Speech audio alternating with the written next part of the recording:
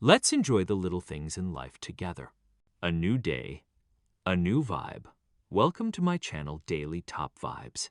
Basic information. Full name, John Tyler.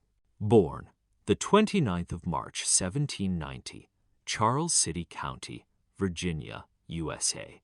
Died the 18th of January, 1862, Richmond, Virginia, USA. Term as president, the 4th of April, 1840. 1. The 4th of March, 1845. Party. Initially Whig, later aligned with Democratic, Republicans, and Southern interests. History and political career. 1. Early life and education. Grew up on a plantation in Virginia. Studied law and was admitted to the bar at a young age. 2. Political career. Served in the Virginia House of Delegates and as a U.S. Congressman. Governor of Virginia, 1,825. 1,827. U.S. Senator from Virginia. Vice President under William Henry Harrison. Became president after Harrison died in 1841, making him the first U.S. vice president to assume the presidency upon a president's death. 3. Presidency. Opposed many Whig policies, causing tension with his party. Focused on states' rights and westward expansion. Annexation of Texas occurred during his administration, setting the stage for the Mexican-American War. FIA. Post-presidency. Retired to his Virginia estate, but later supported the Confederacy during the Civil War. Served briefly as a representative for the Confederacy before his death. Lifestyle. Residence. Lived on plantations in Virginia. Enjoyed the lifestyle of the Southern elite. Family. Married twice, first to Letitia Christian Tyler, then Julia Gardner Tyler. Had 15 children, the most of any U.S. president. Interests. Plantation management, law, and politics. Tyler maintained a conservative Southern lifestyle typical of Virginia gentry. Personality. Known for being stubborn, independent, and principled, often clashing with political parties. Net worth. Exact figures are not known, but estimates suggest around $50,000, $100,000 at the time of his death, equivalent to several $1,000,000 today when adjusted for inflation.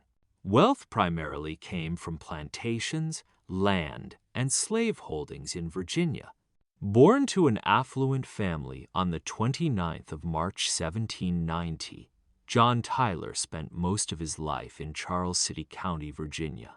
He was raised on the Tyler family plantation Greenway and lived there until he attended the College of William and Mary, graduating in 1807.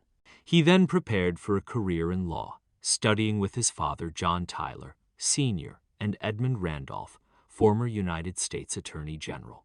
After marrying Letitia Christian in 1813, John purchased a tract of land in Charles City County and built his own plantation, Woodburn, shortly thereafter. According to the 1820 census, there were 24 enslaved people living at Woodburn with the Tylers, some of whom were inherited from his father's estate. 10 years later, the Tyler household had grown exponentially from 3 to 7 children, ranging in age from 15-year-old Mary to newborn Tazewell. The enslaved community had grown as well, 29 individuals, and more than half were under the age of 10.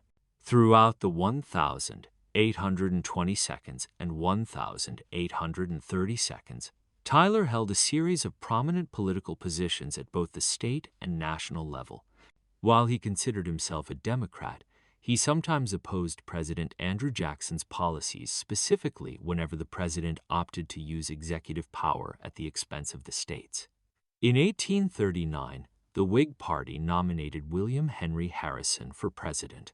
Tyler, a Virginian slave owner and lifelong Democrat, was added to the ticket to entice Southerners to vote for Harrison, who soundly defeated President Van Buren.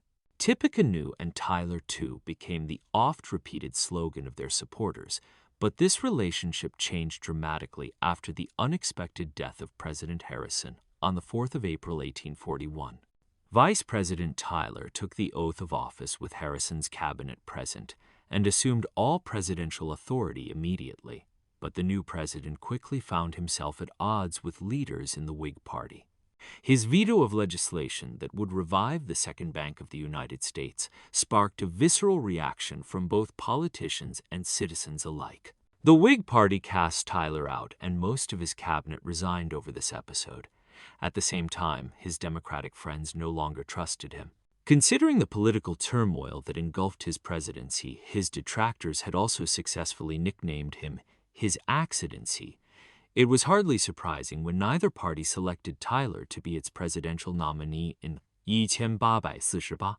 A few days before leaving office, Tyler signed legislation to annex Texas, an expansionist policy goal he had pursued since becoming president, and probably his most notable achievement. In 1842, Tyler suffered the loss of his beloved wife Letitia to a stroke. Over the course of 3 decades of marriage, the couple had raised 8 children. 2 years later, the president married Julia Gardner in New York. After leaving the White House, they retired to Sherwood Plantation in Charles City County, Virginia, where they had 7 children together. That's it for today's video. If you enjoyed it, don't forget to like, comment, and subscribe with the bell icon.